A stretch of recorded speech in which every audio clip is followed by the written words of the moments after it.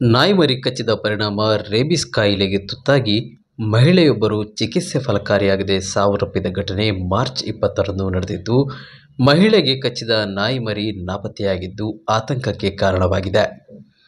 ಸಂಪಾಜೆಯ ಕಲ್ಲುಗುಂಡಿ ಸಮೀಪ 42 ವರ್ಷ ಪ್ರಾಯದ ಮಹಿಳೆ ಫೆಬ್ರವರಿ 7ರಂದು ಅರಂತೋಡಿನಲ್ಲಿ ತೋಟದ ಕೆಲಸಕ್ಕೆ ತೆರಳಿದ್ದಾಗ ಅವರಿಗೆ ನಾಯಿಮರಿಯೊಂದು ಕಚ್ಚಿತ್ತು. ಆದರೆ ಮಹಿಳೆ ಈ ಬಗ್ಗೆ ಯಾರಿಗೂ ತಿಳಿಸಿರಲಿಲ್ಲ ಹಾಗೂ ಚಿಕಿತ್ಸೆಯನ್ನ ಪಡೆದಿರಲಿಲ್ಲ ಎನ್ನಲಾಗಿದೆ. ಸೋಮವಾರ ಆಕೆಗೆ ಹೊಟ್ಟೆನೋವು ಕಾಣಿಸಿಕೊಂಡಿದ್ದ ಹಿನ್ನೆಲೆಯಲ್ಲಿ ಸುಳ್ಯದ ಸರಕಾರಿ ಆಸ್ಪತ್ರೆಗೆ ಚಿಕಿತ್ಸೆಗಾಗಿ ಬಂದಿದ್ದರು.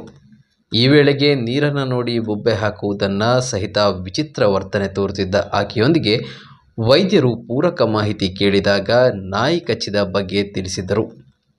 ಬಳಿಕ ಹೆಚ್ಚಿನ ಚಿಕಿತ್ಸೆಗಾಗಿ ಮಂಗಳೂರಿನ ವೆನ್ಲಾಕ್ ಆಸ್ಪತ್ರೆಗೆ ಕರೆದೊಯ್ಯಲಾಯಿತು. ಆದರೆ ಅಲ್ಲಿ ಚಿಕಿತ್ಸೆ ಫಲಕಾರಿಯಾಗದೆ ಮಾರ್ಚ್ 20ರಂದು ಮೃತಪಟ್ಟರು. ಆಕೆ ರೇಬಿಸ್ ಕಾಯಿಲೆಗೆ ತುತ್ತಾಗಿರುವುದು ವೈದ್ಯಕೀಯ ವರದಿಯಲ್ಲಿ ದೃಢಪಟ್ಟಿದೆ. ಮುನ್ನೆಚ್ಚರಿಕೆ ಹಿನ್ನೆಲೆಯಲ್ಲಿ ಪರಿಸರದ ಹಲವರಿಗೆ ಹಾಗೂ ಮನೆಯವರಿಗೆ ARV ಲಸಿಕೆ ನೀಡಲಾಗಿದೆ ಎಂದು ತಾಲೂಕು ವೈದ್ಯಾಧಿಕಾರಿ ಡಾಕ್ಟರ್ ನಂದಕುಮಾರ್ ತಿಳಿಸಿದ್ದಾರೆ. ಮೃತ ಮಹಿಳೆ ಪತಿ, 2 ಪುತ್ರರು ಹಾಗೂ ಪುತ್ರಿಯನ್ನ ಅಗಲಿದ್ದಾರೆ. ಮಹಿಳೆಗೆ ಕಚ್ಚಿರುವ ನಾಯಿಮರಿ ಅರಂತೋಡಿನಲ್ಲಿ ಇನ್ನು ಕೆಲವರಿಗೆ ಕಚ್ಚಿದೆ ಎನ್ನಲಾಗಿದೆ. ಆದರೆ ಪ್ರಸ್ತುತ ಎಲ್ಲಿ ಹೋಗಿದೆ ಎಂಬ ಬಗ್ಗೆ ಸ್ಪಷ್ಟತೆ ಇಲ್ಲ. ನಾಯಿ ಕಡಿತಕ್ಕೊಳಗಾದವರು ಸೂಕ್ತ ಲಸಿಕೆ ಪಡೆದುಕೊಳ್ಳುವಂತೆ ತಾಲೂಕು ವೈದ್ಯಾಧಿಕಾರಿಗಳು ವಿನಂತಿಸಿದ್ದಾರೆ.